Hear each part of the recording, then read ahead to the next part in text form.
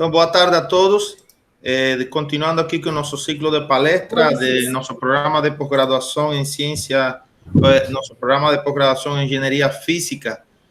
Hoje teremos a palestra do professor Ramon Henrique Ramalho Gonçalves, professor de nossa universidade, da sede do Departamento de Física, da sede, e o qual pertence ao Laboratório de Sistemas Complexos e Universalidades de nossa universidade, que está localizado na sede. A palestra, o título da palestra do professor Ramalho se intitula sobre a transição de fase na dinâmica de fluxo em silos bidimensionais submetidos a vibrações verticais. O professor Ramalho, ele é cubano também, então hoje também temos uma aula de portunhol aí junto comigo aqui, todo mundo. Ainda o professor Ramalho já leva muito tempo aqui no Brasil, com certeza já tem muita experiência deste tipo de atividade. Ele é graduado em Física pela Universidade Oriente. Para mim é um prazer também, mesmo que conheci ele aqui, é graduado em Física da mesma universidade onde eu estudei em Cuba também. E ele tem doutorado em Física pela Universidade Federal de Pernambuco. O professor Ramalho, quando ele veio para o Brasil, ele veio fazer doutorado direto, não foi, Ramalho? Sim. Um logro, um privilégio assim que são poucas pessoas que têm, não? Porque geralmente se exige aquele mestrado, tá, intermediário para passar para o doutorado. Então foi um ponto muito bom do professor Ramon quando ele veio fazer o doutorado. O professor, as áreas de interesse do professor Ramalho é física teórica, com ênfase em física biológica e computacional, física estadística, matéria condensada e biofísica. O professor Ramalho também tem participado, em orientações de diferentes estudantes de mestrado, tem vários projetos em desenvolvimento, assim como ele é revisor de vários projetos de vários periódicos e tem trabalhado, bom, como tínhamos falado, dentro das suas áreas de interesse, fundamentalmente nessa parte de física teórica, onde também fez seu doutorado aqui na UFP. Professor, muito obrigado por aceitar nosso convite aqui em nossa palestra. Pedimos desculpa pelo horário, por ter violado um pouco o horário de início do colóquio, mas porque às vezes tem esses imprevistos aí. Agradecemos muito em nome do programa. Eu particularmente agradeço muito por ter aceitado o convite, que com certeza vai ser algo bem importante para nosso programa. Então, cedo minha palavra para você e pode ficar à vontade a partir desse momento com sua palestra. Obrigado aí, Raudel. Começar dizendo que a parte de matéria condensada que eu me dedico é soft matter, ou seja, não é aquela matéria condensada pura, digamos, né? Eu trabalho na parte mais da fronteira, na física biológica e computacional, essas coisas. Deixa eu ver. O que eu vou falar hoje, antes, inclusive, deixa eu fazer compartilhar aqui a janela.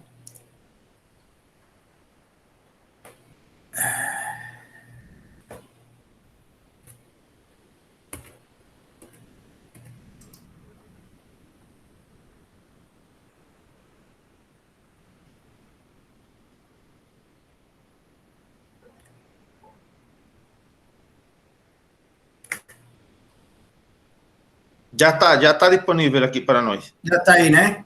Sim. Certo. Deixa eu fazer um arranjo aqui para ficar melhor para mim. Isso aqui.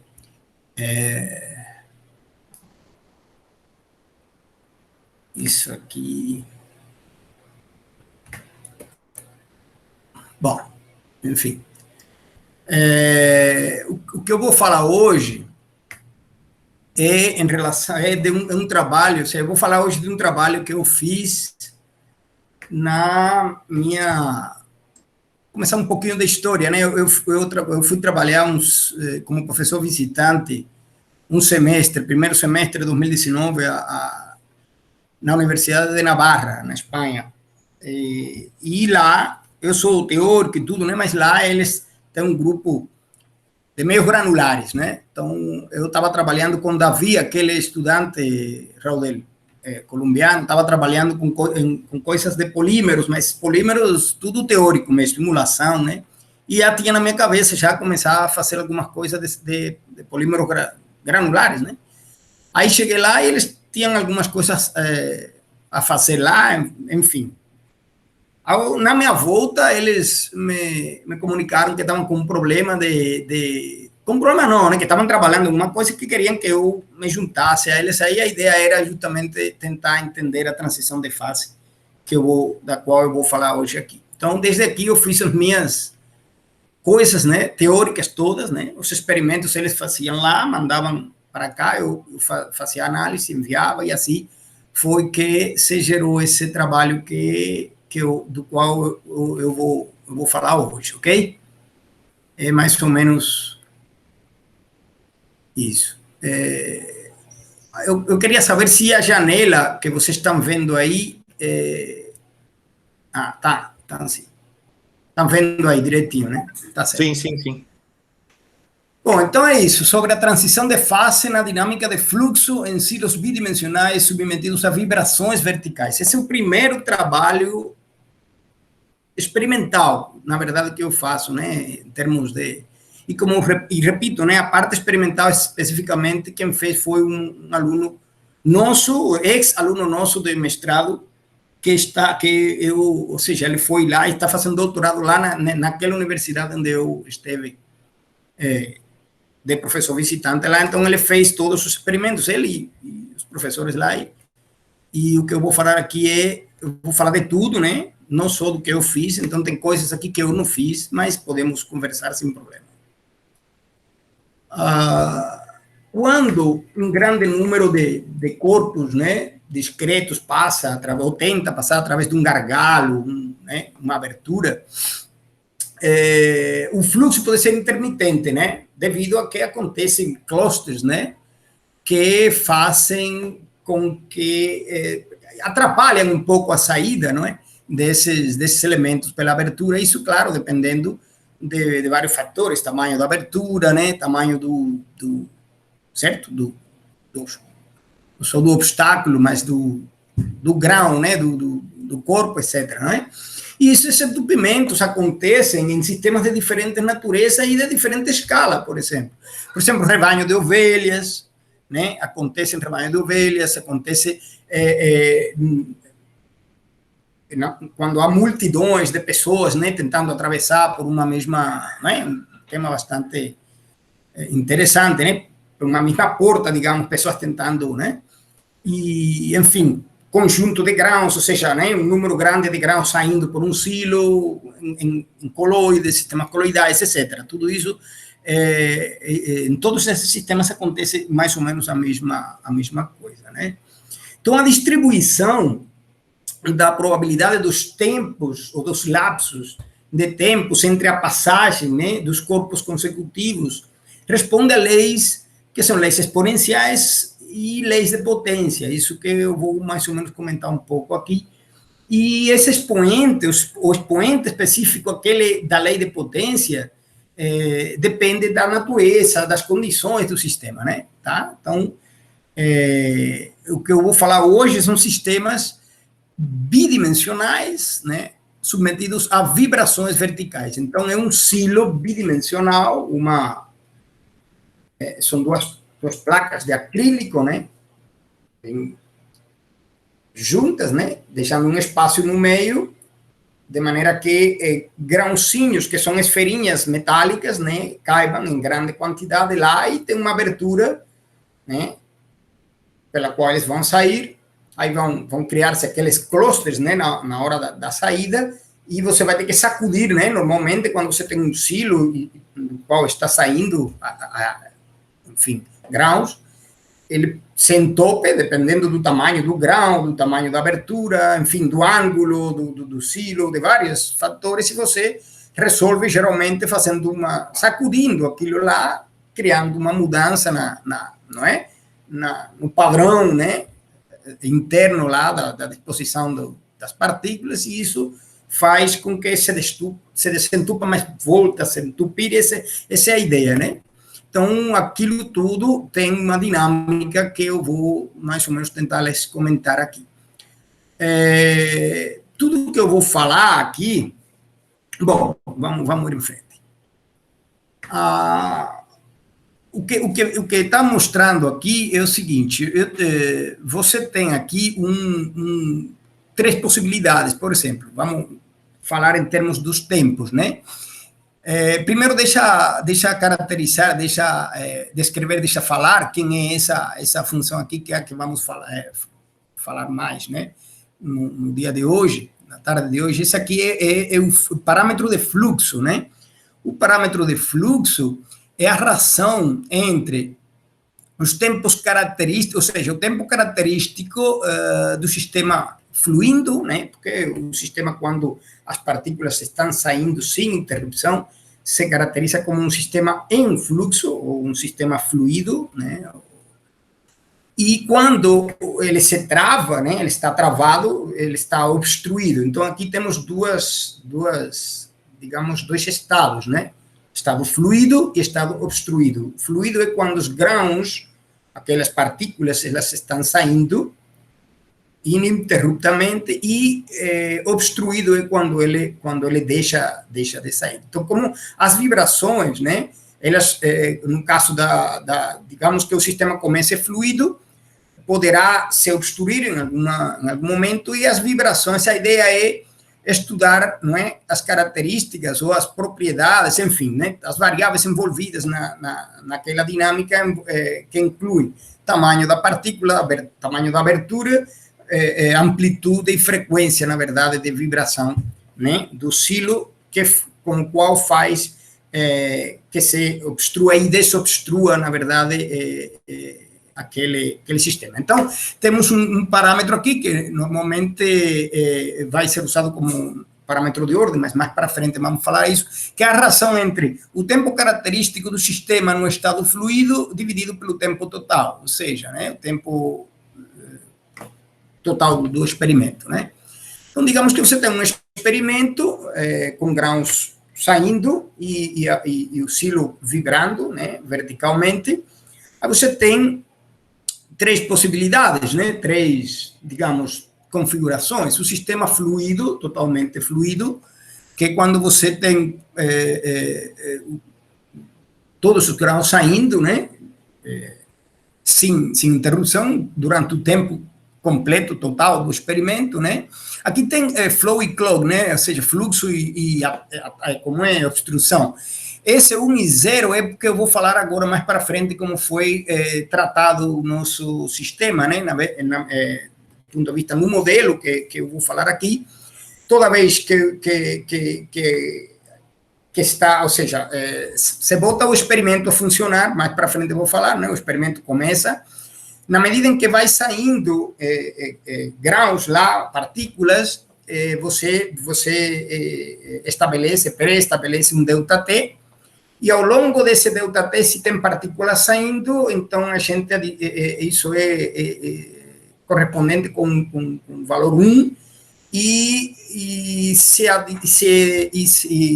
dá o valor 0 quando ao longo desse tempo você não vê nenhuma partícula saindo. Aí tem câmeras, né, que estão captando a saída ou a não saída das partículas através da abertura. Então, isso também vou falar mais para frente, mas é a ideia, né? É para que vocês entendam esse 1 e 0 aqui, né? Então, 0 é quando não sai nada ao longo de um ΔT, e 1 é quando está ao longo desse tempo continuamente saindo partículas, né? Então, imagine isso aqui, esse é um primeiro estado, né? Onde T0, veja que TO aqui é tempo característico do sistema obstruído, ele é infinitamente pequeno comparado com o tempo característico, né, do sistema em fluxo, de maneira que esse φ é igual a 1, né? É mais ou menos isso aí, são todos uns, né?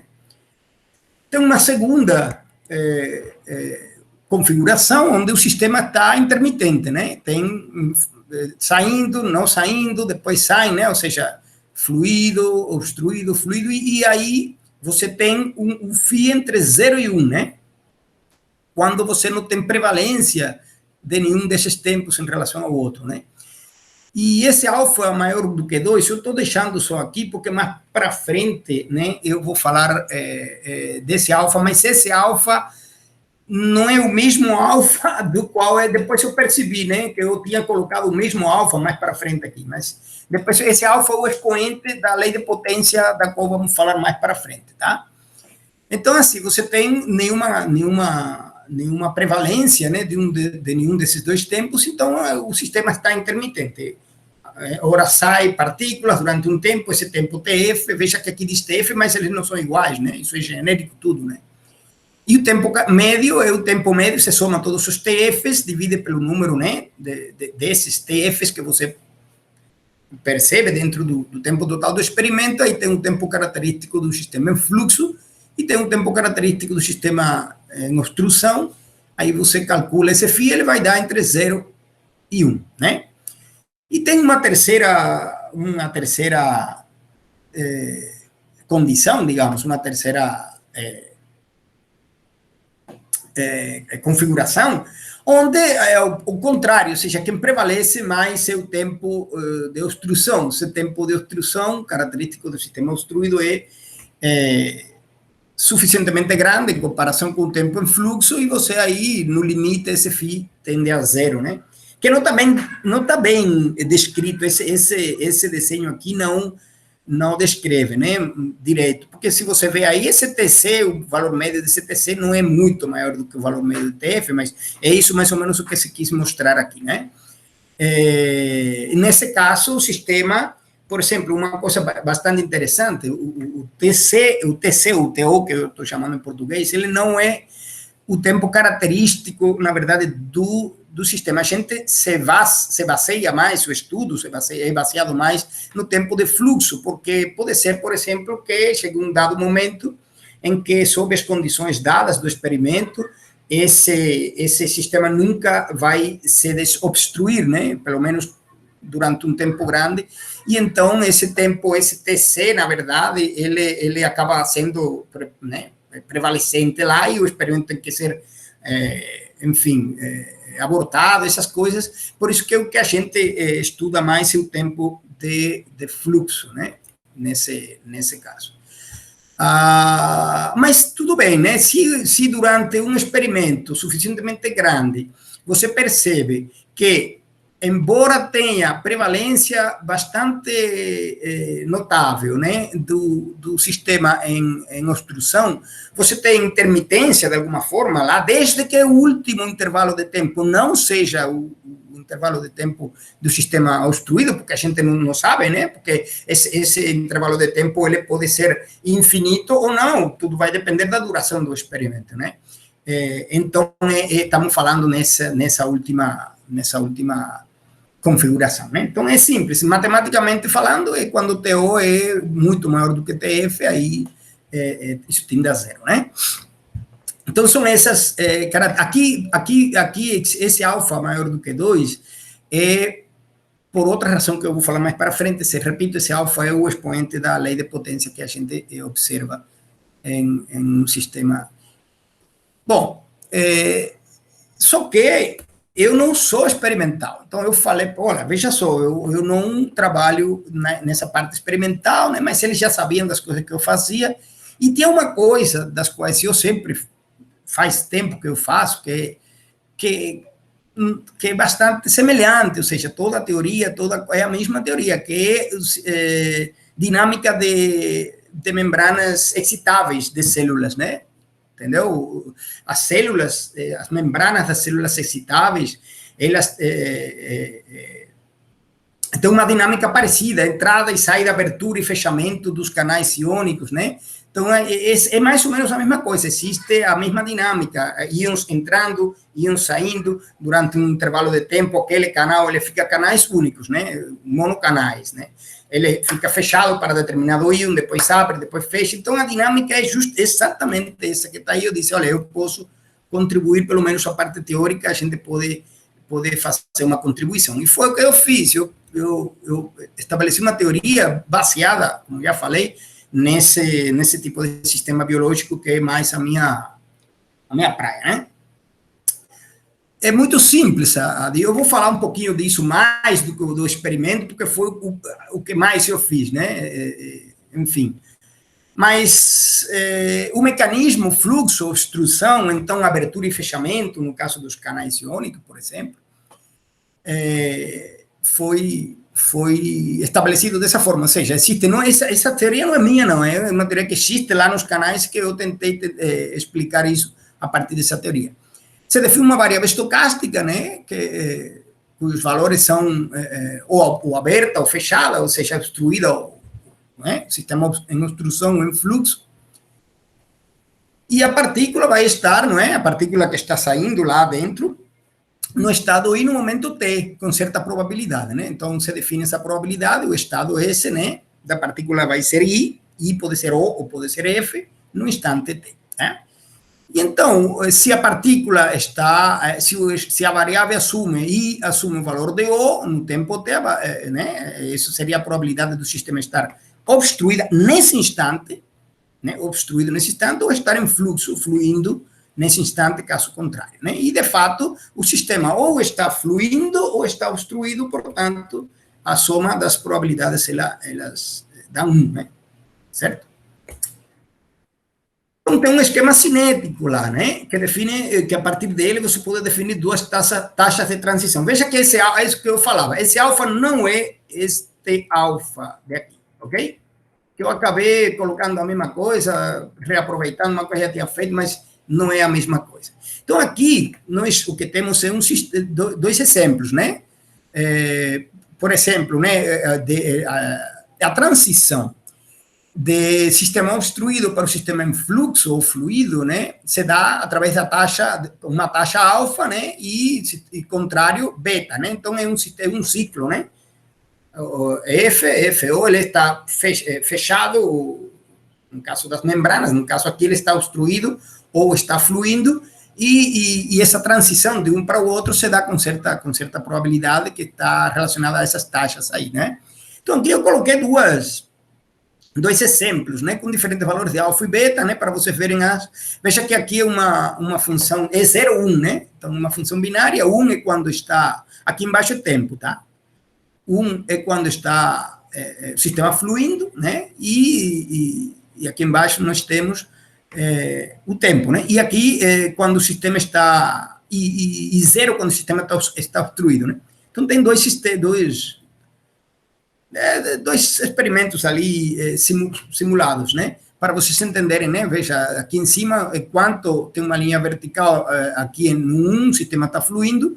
Aqui ele para de fluir durante um tempo, volta a fluir, para e assim vai, né? E aqui é a mesma coisa. Para você ver a diferença entre alfa e beta aqui, né? Ou seja, veja, é o mesmo beta. No caso aqui eu aumentei o alfa, né? Quer dizer que a transição de aberto para de obstruído para fluxo é maior aqui, então você tem a diferença aí. Não tem isso para adentrarmos na coisa. Define-se probabilidades de transição, né, dessa forma. Eu vou ir passando rápido, porque, na verdade, eu acho que o mais interessante é falar do experimento dos resultados, mas nessa hipótese, nesse modelo, né, se define a probabilidade de transição do sistema obstruído para o sistema em fluxo, como sendo alfa delta t. Essa alfa é a taxa, como eu falei aqui, né, que caracteriza essa transição, né, que é a probabilidade de o sistema estar obstruído no instante t e ele passar ao sistema estar em fluxo um intervalo de tempo delta t muito pequeno, né? Depois, no experimento, esse intervalo de tempo estava nas décimas de milissegundos, não lembro agora, mas é bem pequeno.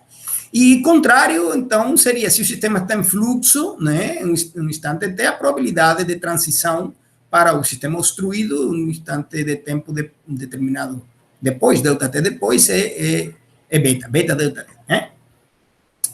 Então, a probabilidade de que em t mais delta t haja uma obstrução ou um fluxo, respectivamente, é isso que está aí, né? Por exemplo, ele estará obstruído em t mais delta t, certo?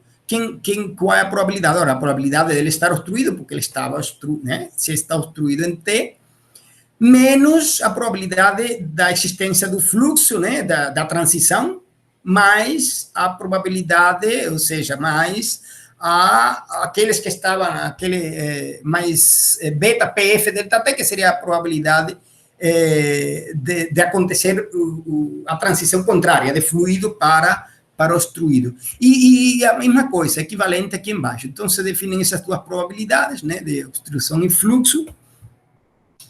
E esta é a dinâmica, né? Só derivando no tempo aqui, né? Embaixo, você tem aqui a dinâmica de como que acontece aquela. Veja que aqui é um sistema dinâmico, né? Então, se um instante del T ele está obstruído, como estará no instante posterior. E a partir dessa dinâmica, né? Nós podemos estabelecer, a partir da dinâmica, a partir de tudo que a gente falou aqui anteriormente, das probabilidades, nós podemos estabelecer uma matriz de transição, né? Uma matriz de transição é parecido com o que acontece no sistema magnético, né? Spins magnéticos, né? De Easy, que é justamente o que a gente é uma das coisas que a gente vai, com as quais a gente vai tentar encontrar analogia, ou seja, de fato tem a analogia daqui para frente, vamos falar um pouco disso. É isso, a matriz de transição são 4 elementos da matriz, 2 por 2, né? Aqui a probabilidade dele manter-se obstruído, né? Depois de um intervalo delta T, essa é a probabilidade dele, né? Era fluido e ficar obstruído um intervalo de tempo delta T depois. Essa é a probabilidade contrária, né? Dele, deixa eu ver, dele estar obstruído e fluir, né? Um instante delta T depois. E aqui ele de se manter em fluxo, né? Então, segundo tudo que a gente já falou aqui, né? Então, aqui é 1 menos alfa delta T, né? Que 1 se você tira de 1 a probabilidade de fluir, então tem a probabilidade dele ficar. E aqui também, e essas são as probabilidades dos fluxos, né? Que encontram aqui simétricas a diagonal. E definimos também uma matriz coluna, né? Que seria a matriz de probabilidades. Então, nós temos isso aí, isso no modelo, e podemos estabelecer, então, o seguinte, veja, a probabilidade de como um sistema vai estar em um tempo t mais delta t vai depender de como o sistema estava no tempo t, e a partir do produto da matriz de transição, né? Ou seja, a matriz de transição vezes a probabilidade, você tem a probabilidade posterior. Isso é em um intervalo delta t, portanto, quando acontecem muitos delta t, ou seja, porque a ideia é se ele se mantém obstruído, depois ver o que acontece, né, até o momento que acontece a transição. Então, durante esse tempo, transcorrem, digamos, n vezes delta t, né, e o que nos interessa a nós é justamente isso. Então, a probabilidade né,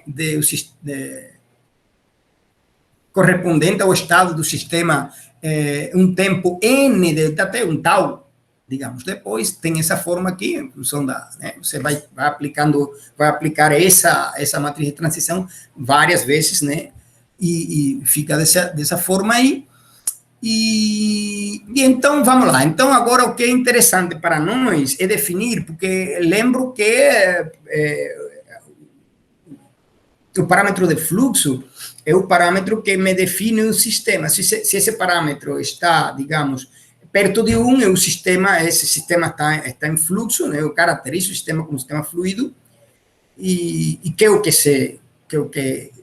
é interessante, digamos, se eu estou falando de um silo com graus, né, na indústria, enfim, na agricultura, o que eu tenho que garantir é que o sistema esteja fluindo o tempo todo, mas pode se travar, mas que depois se desobstrua, né? Então, que seja mais próximo de 1 possível.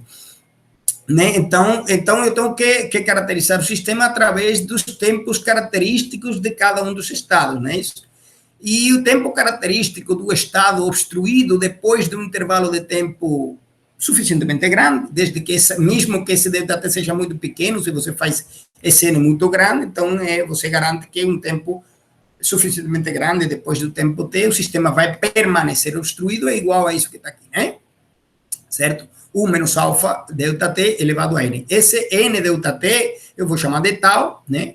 e o ΔT, que é o intervalo de tempo no qual, em termos do experimento, eu faço as capturas, né? Porque, como falei, uma câmera, vou falar daqui a pouco, mas que vai fazendo capturas cada certo tempo, uma câmera super rápida, né? Cada certo tempo, e se a câmera detecta fluxo, então tem valor 1, 0, e essas coisas que a gente vai comentar mais para frente. Mas tudo aqui é ainda muito genérico, né? Enfim, então eu tenho aqui as duas probabilidades, né? A probabilidade do sistema permanecer obstruído depois de um tempo n ΔT, tem essa forma aqui, essa forma no limite, quando esse n é muito grande, quando ΔT é muito pequeno, essa exponencial, e a probabilidade dele permanecer fluido é essa exponencial aqui, né? No limite, certo? Então, veja bem, aqui a probabilidade, certo, que a distribuição dos tempos, né? Na verdade, característicos tem uma forma, a cara deles parece que uma lei de potência, né? Digo, uma lei exponencial, né? São leis exponenciais. Isso, na verdade, a gente vai ver mais para frente, que a gente pode até fazer essa aproximação, mas a literatura fala um pouquinho diferente em relação a isso aí, mas a teoria ainda dá para tentar entender, porque isso aqui é para tentar entender. Depois, com o experimento, a gente descobre as coisas mais para frente. Ou seja, na verdade, tentar entender e tentar estabelecer uma analogia, né, entre um sistema já bastante conhecido, né, um fenômeno bastante conhecido. Certo? Então, depois de passar um tempo suficiente em um desses estados, né, ou obstruído ou fluido, o que nos interessa é quando que acontece a transição, né? Certo? Para o estado diferente. Então, a transição, digamos, para o estado fluido, depois de estar durante um tempo tal, o sistema obstruído tem essa cara, tem essa forma, né? E o contrário, né? A transição para um estado obstruído, depois de permanecer durante um tempo tal fluido, né? Tem essa cara, e a partir dessas probabilidades eu defino os tempos característicos, né? Eu posso calcular o valor médio do tempo característico de cada estado, certo? O que vai dar exatamente um tempo característico inverso àquele beta, alfa, que são as taxas de transição. Essa é a teoria que existe no caso das células membranas excitáveis, né? Canais iônicos, monocanais iônicos que abrem e fecham para passagem ou não de determinados íons, né? Então, essa teoria é a que eu mostrei lá e vimos que dava para trabalhar em relação a isso aí. Só que uma coisa é a teoria e outra coisa é o experimento real. A gente pode, inclusive, tentar explicar o fenômeno a partir dessa teoria, e é o que eu propus inicialmente. Mas vamos falar um pouquinho do experimento. Aqui é uma foto aqui que também é genérica, hein? Não foi essa foto aqui, é de outro paper, não é do nosso trabalho especificamente. Aqui se fazia um estudo em função de diferentes ângulos da abertura, aqui é outra coisa. Mas para vocês terem uma ideia, esse aqui é o silo, né? O silo bidimensional, né? Veja que são duas placas de acrílico, né? E as bolinhas estão aqui dentro. Isso aqui é um zoom, né? Um zoom de algum lugar lá onde estão as bolinhas. Isso aqui está vazio, como vocês veem, mas é para vocês entenderem. Essa é a câmera, né? E esse sistema está conectado a um sistema que vibra, né? Verticalmente, né? Então, bom, aqui estão as características, né, do aparato: altura 800 milímetros, largura 300, diâmetro da esferinha de aço 1 milímetro, razão entre os diâmetros do orifício de saída e do diâmetro da bolinha D, isso é variável, um dos parâmetros que a gente usa, né? Amplitude e frequência da vibração, A e F, né, que também é variável, a frequência, não a amplitude. Então, fizemos um teste inicial. Eu fiz, olha, vamos ver se essa teoria que né, se realmente se cumpre, né, o que a gente, se o sistema é estatisticamente equivalente, enfim. Bom, no caso do sistema em fluxo fluido, né, o sistema, a distribuição né, dos tempos, né, é uma lei exponencial, exatamente como a gente tinha previsto, né? Só que no caso do sistema obstruído, ora, também é uma exponencial, só que uma exponencial com uma cauda muito comprida, né? Então, isso tem mais cara de lei de potência, pelo menos a partir de certo valor de T, né? Então, mas tudo bem. Então, esse foi o teste inicial. Vamos ir em frente. Entendimos o procedimento. No caso do sistema em estado ou do tempo característico, da distribuição do tempo característico do sistema na configuração obstruída, entendemos, né, de alguma forma, porque não é exatamente igual ao fluido. São duas configurações que elas são duas intermitências. Você tem, em uma prevalece o tempo de fluxo, em outra prevalece o tempo de obstrução. Só que, como isso é um experimento, se o tempo fosse infinito, na verdade, eu acho que a diferença entre essas duas configurações, ela seria bem menor, mas como o experimento tem um tempo de duração finito, corremos o risco ali de que, digamos, o último intervalo de tempo seja obstruído e a gente termine o experimento sem deixar que aconteça a nova transição. Então, por isso é que a diferença entre o que realmente está mostrando isso aí e o que se mostrou lá na teoria, na dinâmica das membranas, né? Porque lá a membrana não tem tempo o tempo é infinito, o tempo todo aquilo está acontecendo. Aqui não, aqui o experimento tem um tempo, enfim, finito. Mas vamos em frente. Antes de falar dos resultados do experimento, eu vou falar bom, essa variável aqui já conhecemos, né? Que para nós vai ser o parâmetro de ordem. Lembro que eu estou tentando investigar, tentando encontrar a transição de fase, né? Esse é o parâmetro de fluxo, para nós vai ser o nosso parâmetro de ordem, aquilo semelhante à magnetização em uma cadeia de spins. Eu vou falar disso agora. E na literatura, antes do nosso trabalho, antes disso aqui, tinha-se como parâmetro de controle ou como tentativa, não tinha, veja bem que esse trabalho que a gente está fazendo, a gente submeteu a PRL, né, uma física regular, e o trabalho foi aceito, né, só que a gente está ainda, mandamos já as coisas que mandaram, né, que nos pediram, né, os referis, enfim, as condições que eles pediram para a aceitação do trabalho, mas está bem encaminhado, né. E antes disso não tinha sido encontrado, digamos, essa transição de fase, ou seja, não tinha sido estabelecida precisamente com a precisão que se requer, né? Então, quando falo anteriormente, estou me referindo a trabalhos anteriores, justamente do mesmo grupo de meios granulares da Universidade de Navarra.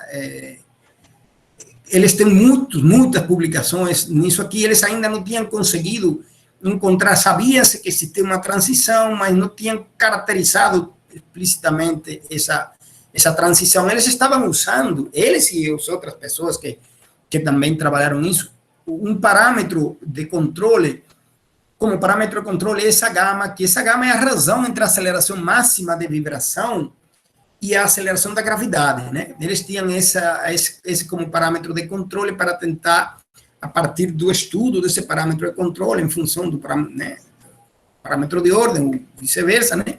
Tentar encontrar algo relativo à transição de fase. Então, sabia-se da transição, tinha-se uma ideia de quanto teria que ser aquele expoente alfa, mas não o expoente alfa da lei, mas... aliás, o expoente alfa da lei de potência, mas não o alfa que eu falei aqui como sendo a taxa de transição, enfim. Qual foi a mudança que a gente, dentro dos experimentos, né, depois de ir fazendo experimentos, etc., encontramos? A gente decidiu não usar mais esse parâmetro, esse parâmetro, né, essa variável como parâmetro de controle, e decidimos usar essa nova variável aqui, que se interpreta como uma relação entre as energias cinéticas e potencial, né? Veja que isso aqui, isso é uma aceleração normalizada pela gravidade, né? E isso aqui é uma velocidade, uma velocidade normalizada também certo? Então, isso aqui, a gente, nos experimentos, começamos a usar essa S simplesmente porque a gente notou, eu vou mostrar agora algumas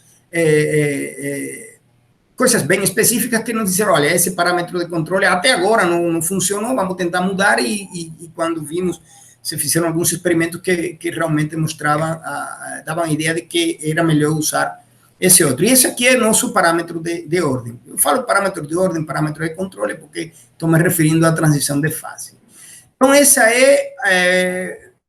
veja, primeiro o que eu especificamente mostrei a eles, que é um fenômeno bastante análogo ao que eu já tinha trabalhado, com membranas e coisas, né? E estava no meio do experimento, e agora, o que vamos ver agora, falar um pouco aqui, é da hipótese que a gente usou para analisar os resultados do experimento, né? Então, a hipótese é mais ou menos, o modelo, né? É o fato de o que reporta o experimento, na verdade, é uma série temporal de tempos, né? De intervalos de tempo, certo? Só que essa série temporal, ela pode ser convertida em uma função, uma double times, né? Uns e zeros, ou uns e menos uns, dependendo, aí a gente faz da forma que a gente entenda, mas o que eu vou me referir aqui é o caso análogo a um modelo de Ising unidimensional, né? Quando você tem spins para cima e para baixo, né? Então, imagine que, né, esses uns aqui, seja que durante cada setinha desse, cada valor 1 representa partículas fluindo durante um intervalo de tempo ΔT, né? Que é o intervalo de tempo entre, né? Que é o lapso de tempo, né? De registro da câmera, né?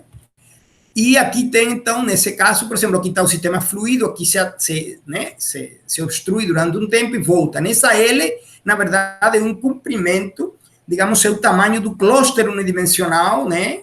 Certo? De menos uns, ou de zeros, no caso aí. Certo? Zeros, aí eu estou colocando menos um para lembrar mais da magnetização lá de Ising, né? Mas esse é o tamanho do cluster, né?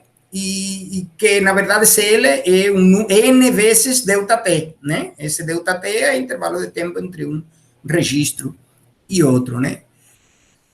E, bom, aqui nós aí começamos bom, então vamos definir a magnetização, entre aspas, por sítio, não é? A energia por sítio, as funções respostas e as funções a função da autocorrelação, e tentar analisar, a partir dessas grandezas, né? O fenômeno, para tentar chegar ao que estamos querendo, que é definir a transição de fase, que a gente já sabe que existe, né? Porque existe um conjunto de variáveis que definem o meu experimento, né? Como são diâmetro da bolinha em relação ao tamanho da abertura, frequência da vibração, etc., né? Essas coisas, amplitude, essas coisas vão definir a transição, né? Ou seja, para certo conjunto de variáveis ali, né, vai ter uma transição de fase que a gente queria definir isso, ou seja, encontrar, por exemplo, o valor de S crítico, né, que me define antes desse valor de S, ou para baixo, menores desse valor, o sistema é de um tipo, e para valores acima, o sistema, né, passa a estar na nova configuração. Então, aí foi a ideia. Então, a ideia é essa, a partir dessa hipótese, como se fosse um Ising unidimensional, a gente faz um estudo desses parâmetros aqui, não é? E tenta descobrir, estudar o nosso sistema. Então, aqui está, o que estou colocando aqui, o que acontece no modelo de Ising, né? A susceptibilidade, né? ela diverge, né? No ponto crítico, a magnetização tem esse comportamento e tem essa função de correlação, né? Função de correlação em relação a distância, né, bom, no caso aqui a distância temporal, né, ou seja, a correlação ponto spin a spin, né, então ela vai diminuindo, né, na medida em que esse tempo, na verdade, em que aquele L fica maior, ela é menor, e ela diminui bem mais no caso de estarmos enfim, ponto crítico, né? Então, tendo em conta isso, a gente fez alguns grafiquinhos, né? Que eu estou chamando aqui de resultados preliminares, né? Pegamos um certo tamanho da abertura, ou seja, um valor de D, que seria a razão entre a abertura, o tamanho da abertura e o tamanho da bolinha, né? Específico lá, uma frequência específica, amplitude específica de vibração, etc. E fizemos um experimento, né? E mostramos, evidentemente, que o sistema se comporta da mesma forma, né, que você vê no caso de um modelo de Ising, né? Essa aqui é a função de autocorrelação. Esse aqui, esse x, essa variável aqui, é o tempo, o comprimento de correlação, só que, no caso, esse comprimento é tempo, porque são séries temporais de tempos, e para nosso caso especificamente deu 43,3 milissegundos. Enfim, veja, C em função de S. É para um S específico, a gente encontrou isso aí, e o que queríamos era ver se a coisa funcionava, né? Bom, também aqui estão, olha, aqui a susceptibilidade, a magnetização e o parâmetro de fluxo, não é? Que aparentemente você terá em torno, bem perto de zero aqui, né? Você tem para esses valores específicos, né? De amplitude, frequência, razão de diâmetro né? Da abertura com o diâmetro da bolinha, etc. Você tem, sim, alguma divergência. Veja que aqui não tem especificamente uma divergência, você não vê a divergência, na verdade, no experimento, porque você é uma coisa, não é contínua, né?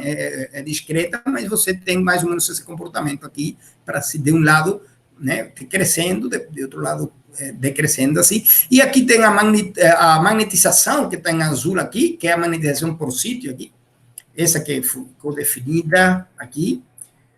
E tem o comportamento do Φ. Então, vemos que, no caso análogo ao modelo de Ising, né, a magnetização por sítio, o parâmetro de controle, nós, então, por aqui vimos que o comportamento de Φ é parecido à magnetização, de fato, né, é quase uma magnetização, porque esses que aqui são tempos também, né, então o que você tem e aqui em cima o Φ, né? Φ é só que um tempo, né? Só que um tempo que está adimensional, né? Enfim, normalizado pelo tempo total, né? Por falar de alguma forma, né? Dividido, a razão do tempo em fluxo. Então, você vê que a primeira conclusão importante, ou a segunda, na verdade, porque a primeira é que se comporta, a função da autocorrelação se comporta como esperado, é que essa função Φ, ela serve, de fato, de parâmetro de ordem, né? De parâmetro de ordens, e estamos definindo esse como parâmetro de controle. Então, vamos aos resultados. Aí, a partir daí, bom, beleza, então, vamos em frente. Podemos continuar com os experimentos, né? Os experimentos começaram a ser feitos lá, os outros experimentos, né? Porque eles fizeram um experimento, me mandaram, aí a gente encontrou essa analogia, essa ideia lá, e já sabíamos que realmente, e se sabia de antes, né, de que os tempos característicos do estado obstruído, a distribuição desses tempos, não é bem uma lei exponencial, e sim uma lei de potência, né? Já o tempo de fluxo, sim, é uma lei exponencial, como a teoria prevê. E, bom, começaram os experimentos, o grosso dos experimentos, aqui tem alguns resultados finais. Isso aqui é um gráfico semilogarítmico, né? Onde você vê claramente que aqui você tem, esse tal aqui é 1 sobre beta, né? Aquele beta que é a taxa de fluidez, digamos, né? A taxa que define a transição de obstruído de fluido para obstruído, né? Que representa o tempo característico do sistema fluindo, né? Porque a transição é de fluido para obstruído. Esse tempo característico, a distribuição desse tempo, é uma lei exponencial, né, como a gente tinha previsto, e por outro lado, veja que isso aqui é análogo, esses dois gráficos são, pessoal, são gráficos análogos a esses aqui, né, certo? Só que a escala aqui é logarítmica e semi... Aqui, por exemplo, é duplamente logarítmica, log e log, né? E vemos que chega, a partir de certo valor desse tempo aqui, né? Daí para frente, se comporta como uma lei de potência, que é o que dizia a teoria, né? A teoria, antes de nosso estudo, né? Explicava isso, né? Que antes desse valor aqui, de 10 a 1, né? O comportamento não era bem definido, não estava muito claro, mas porque também, veja bem, que esse tempo, eu esqueci de dizer, esse tempo de você estar fluindo ou estar, o tempo característico do sistema obstruído, ele vai depender não só do tamanho do experimento, mas do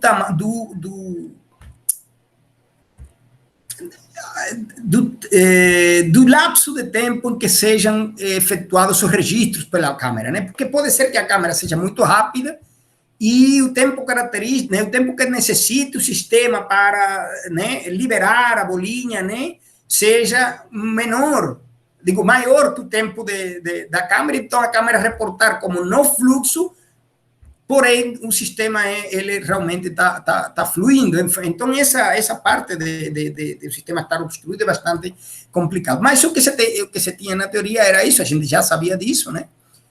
E esse é o alfa, esse alfa, sim, é aquele alfa que eu falei lá originalmente. No sistema, quando para alfa maior de 2,27, o sistema, essa função de distribuição, ela está bem definida, né? Para um alfa maior de 2, né? Na verdade. Né? Nesse caso, que alfa é 2,27. Então, essa é a lei de potência. Até aqui está tudo bem, isso aqui mostrava, tudo aqui é o que a gente sabia. Agora vem aqui esse gráfico muito importante, o gráfico da esquerda aqui. Esse gráfico aqui foram dois experimentos que foram feitos usando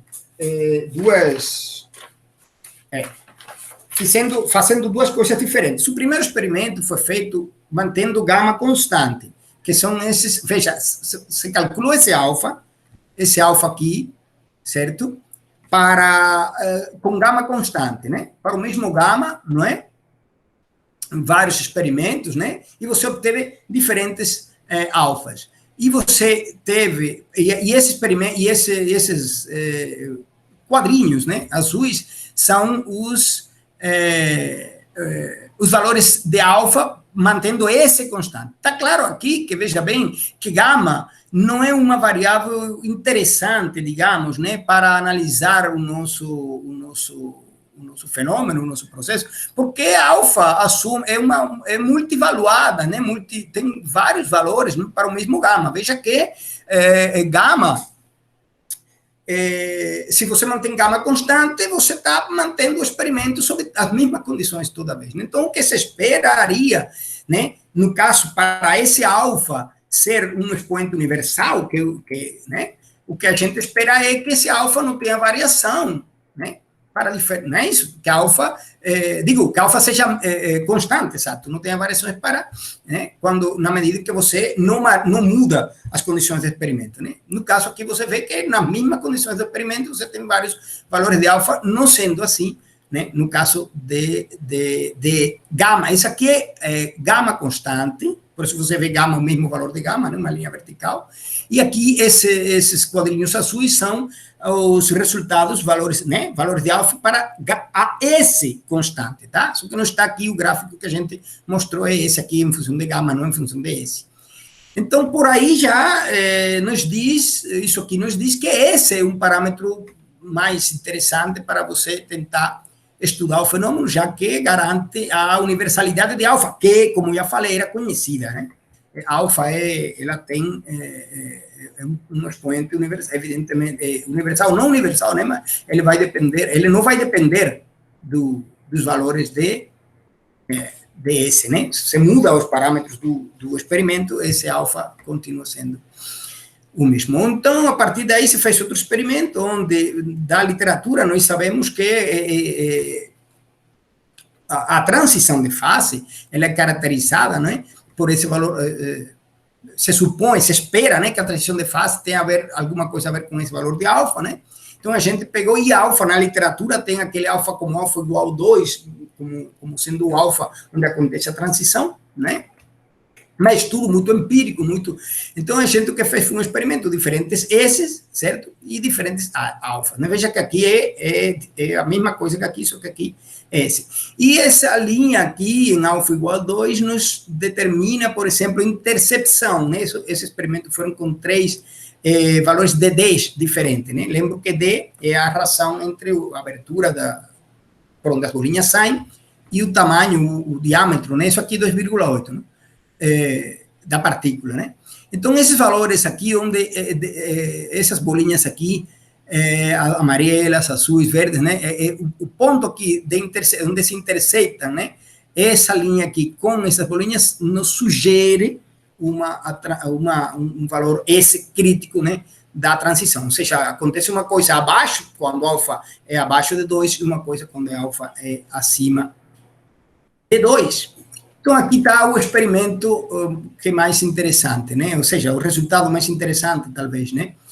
Que, sendo φ o nosso parâmetro de controle, deveria acontecer mais ou menos a mesma coisa que acontece com a magnetização, né? Segundo nossa hipótese, segundo, né? No modelo de Ising. Então, veja bem, são diferentes cores para diferentes Ds, né? Certo? E por aqui, o que a gente mostra é esse, ou seja, S menos S crítico sobre S crítico, né? O valor, quem é S crítico? Então, para cada D, você tem um S crítico. Por exemplo, esse seria o S crítico para D igual a 3,5, esse seria, e assim vamos, né? Então, a gente conseguiu ver que o parâmetro de fluxo se comporta como a magnetização, né? Veja? No caso do modelo Ising. Daí, então, a gente conseguiu estabelecer para cada valor de D o valor desse crítico, e a gente, isso é como se fosse um diagrama de fases aqui, né, que nos define as duas fases, fase clogged e unclogged, ou seja, obstruída e desobstruída, no caso da vibração, né, ou seja, no caso da saída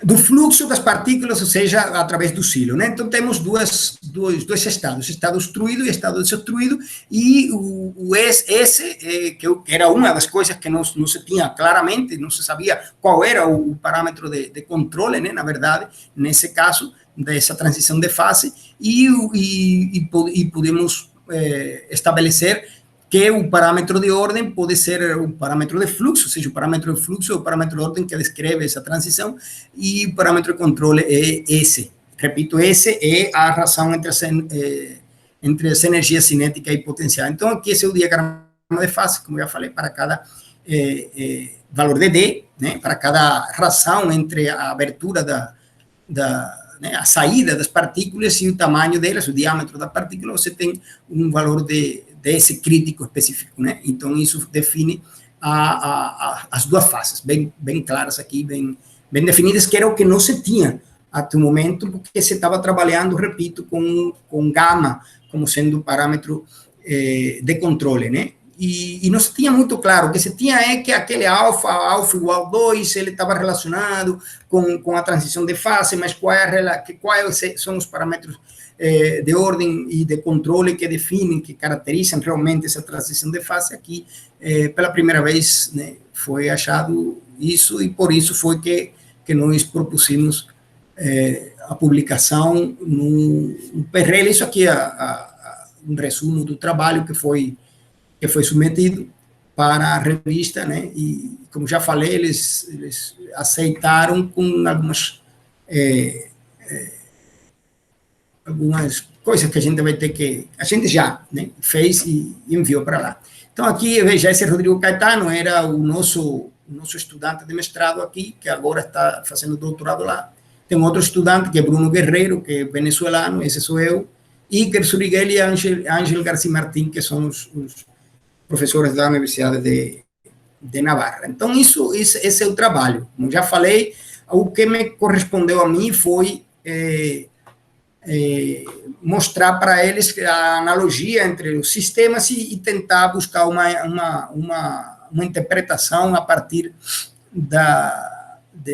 de tudo que já se sabia, né?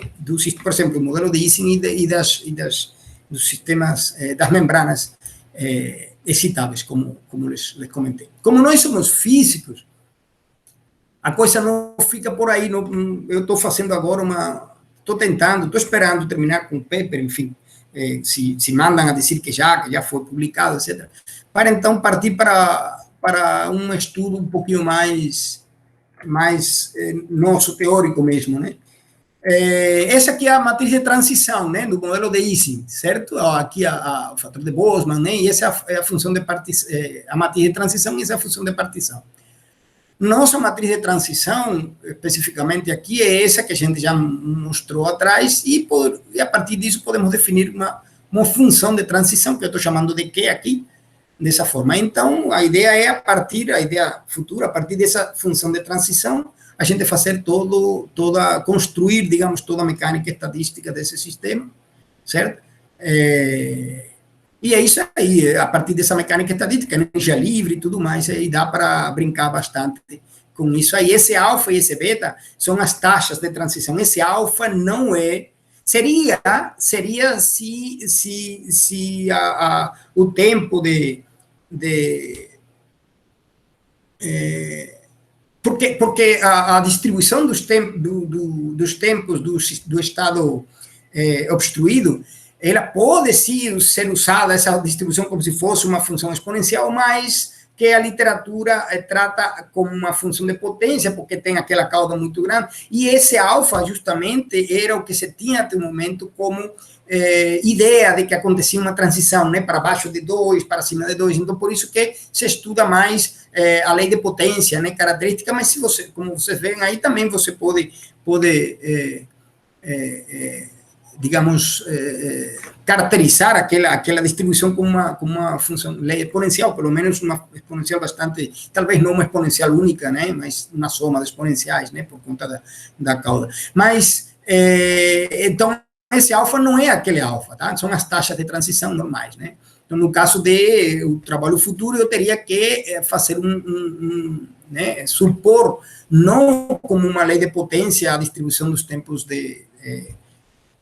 do sistema, característico do sistema obstruído, mas como uma lei exponencial, que é o que diz a teoria. Mas, a partir daí, dá para fazer bastante coisa. Ainda é o que eu estou tentando fazer. Bom, é isso. Obrigado, pessoal. Não sei se o tempo, né, 5:18, acho que tá por aí, né, 40 minutos, foi? Enfim. Foi aproximadamente, mas tá ótimo, foi ótimo. Muito obrigado a você pela palestra, muito boa, tema bem interessante. A gente está trabalhando nisso, o problema nosso é que é um problema experimental bastante. Eu estou montando aqui, eu estava, né, um motor lá para as vibrações, tudo tentando criar um aparato experimental parecido com o que eu trabalhei lá, mas por enquanto que não temos isso, né? Porque estamos nesta situação, então experimentos estão todos sendo feitos lá ainda. Bom, sempre tem essa parte, uma segunda parte da nossa palestra, não? Que são perguntas, dúvidas de alguns estudantes, professor. Professora Martini, você quer fazer alguma pergunta? A parte experimental, então, ela foi... Obrigado eu gostei muito eu gosto de sistemas simples com dinâmica. Eu gosto também, E essa parte experimental, então, ela foi feita lá na Espanha, é isso? Isso. Quando eu estive lá, eu fui fazer outra coisa lá, né?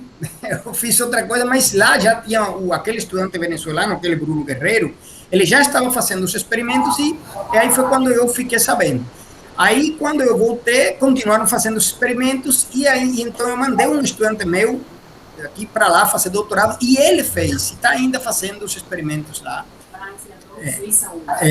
E ainda estão fazendo lá, enfim, lá, tudo foi feito lá. Lá tem um laboratório muito bom de meios granulares. Ok.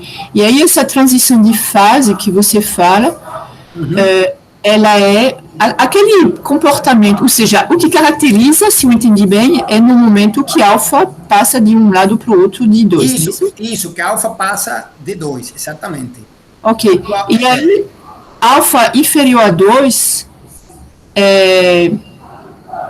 você tem isso no caso de fluxo, não, né? É só É travado.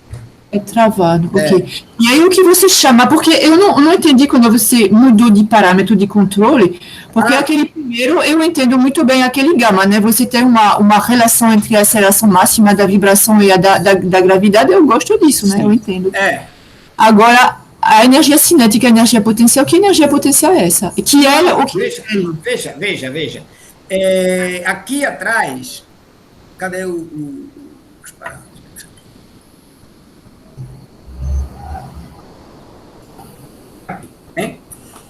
É isso. Isso aqui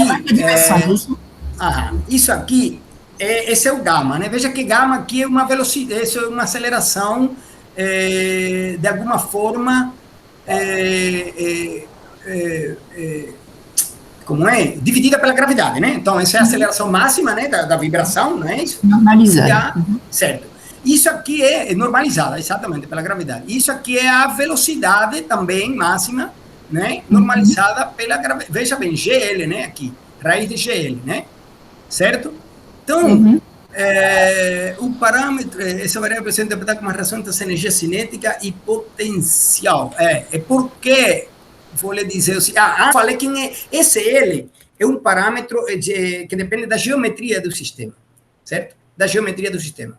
Então, esse parâmetro que depende da geometria do sistema, que está aqui embaixo, ele determina, é como isso aqui em cima é uma velocidade, certo? Isso aqui embaixo é outra velocidade, mas que está determinada pelo parâmetro, pela geometria do sistema. E essa geometria do sistema depende da altura, né, da largura. Então, em relação a isso, esse parâmetro está relacionado com a altura das bolinhas, né, de onde elas estão caindo. Então, pode ser interpretado. Eu tenho aqui, inclusive, porque essa parte da determinação do parâmetro não fui eu que fiz. Mas eu tenho aqui como foi que se fabricou. Foi uma das coisas que nos perguntaram. Exatamente isso que você está perguntando.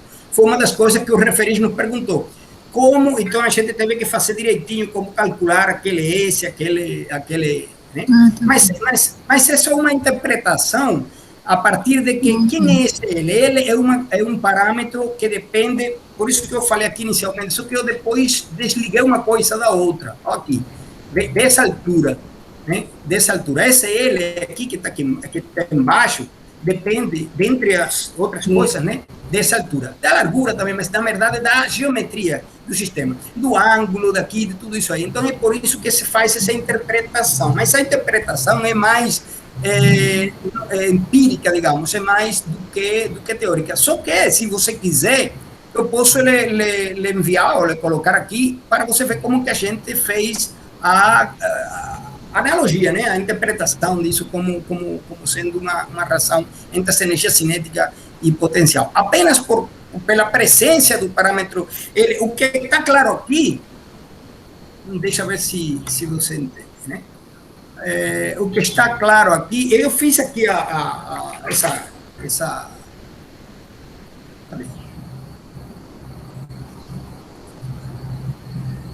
nossa, passei de largo. Cadê o que está claro aqui veja bem, o que se faz, né? Então, raiz de G sobre ele, deixa eu fazer isso na minha mente aqui, né?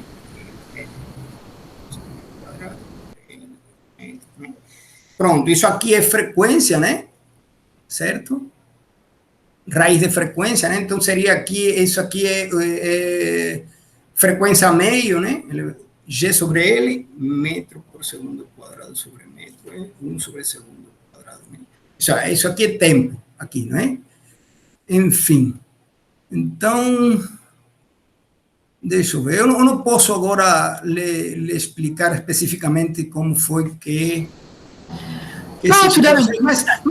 mas veja bem, o que eu estou les mostrando aqui, né, é que esse parâmetro aqui, essa S aqui, que é a velocidade normalizada, né, de alguma forma, é o parâmetro que caracteriza a transição de fase, como é o parâmetro de controle, que não é mais essa aceleração normalizada, que era o que se tinha, né?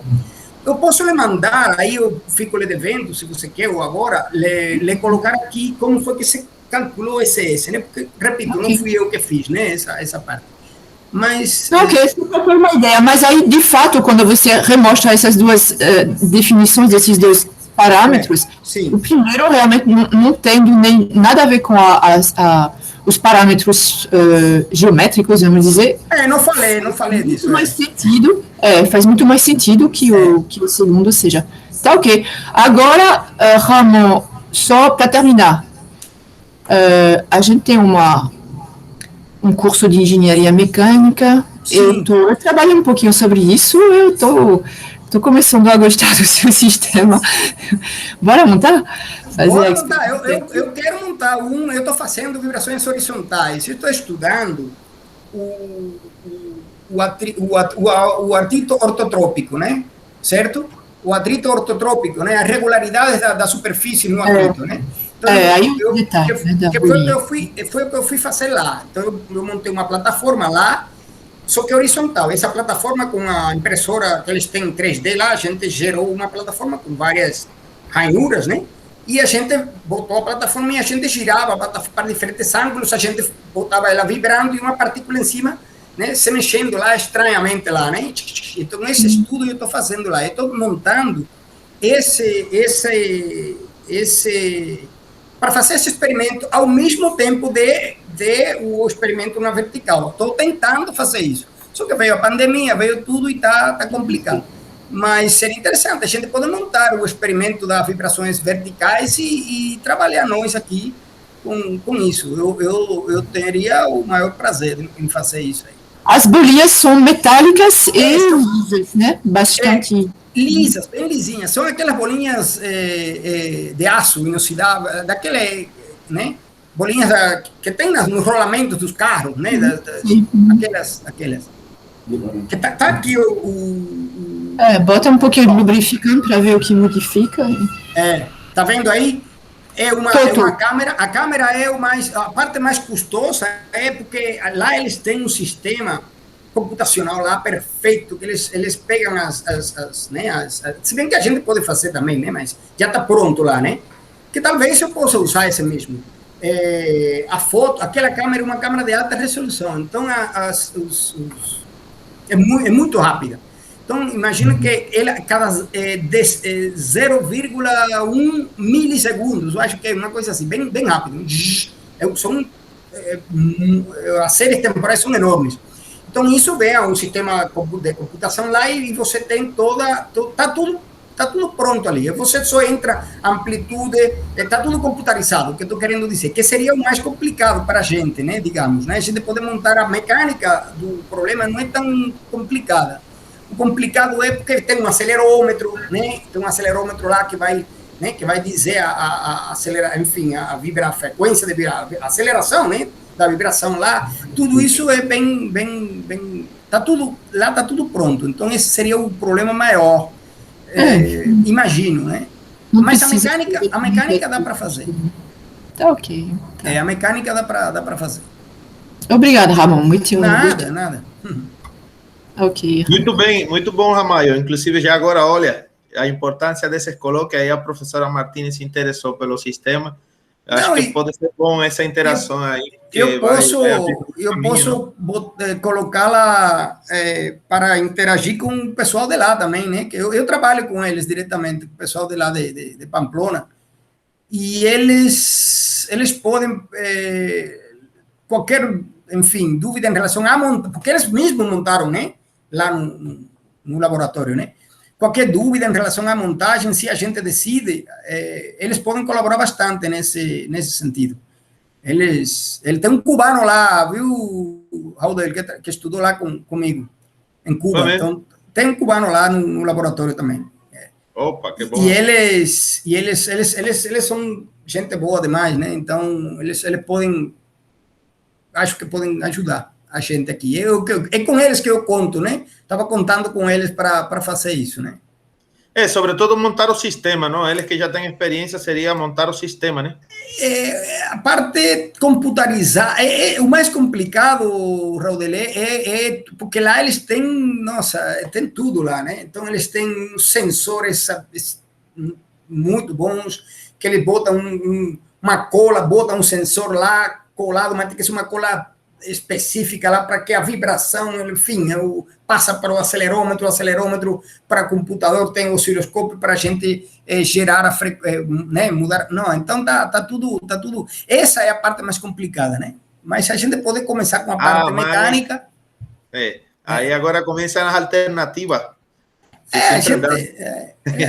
Baixo custo aqui, a gente pode usar, ver como faz isso, mas eu estou tentando fazer, mas não deu nem para começar, praticamente, porque chegou esse negócio aí. Alguém tem mais alguma pergunta, dúvida sobre o trabalho da palestra, professor? Bom, Ramalho, eu só vou fazer uma pergunta bem geral, respeito ao trabalho. Alguém falou, não? Não, fui eu mesmo. É porque, bom, tu falou sobre o trabalho que você está desenvolvendo, não, com o pessoal de lá, com seus estudantes. Eu tenho 2 estudantes. Que você trabalhou, não? Só que, assim, nessa pandemia, que a gente leva já 1 ano e meio, as coisas estão bem complicadas. E você que tem também uma pós-graduação como a gente, como está sendo essa interação com os estudantes da pós-graduação? Como estão o trabalho, as dissertações têm sido travadas, tem sido tudo parado, ou estão conseguindo dar conta? Meus estudantes que estão em Espanha, está tudo tranquilo, lá eles estão indo normal, lá está tudo normal, né? Que eu estou trabalhando nisso com eles lá. Aqui que está complicado, então aqui eu tenho, o que eu estou fazendo aqui é tudo teórico.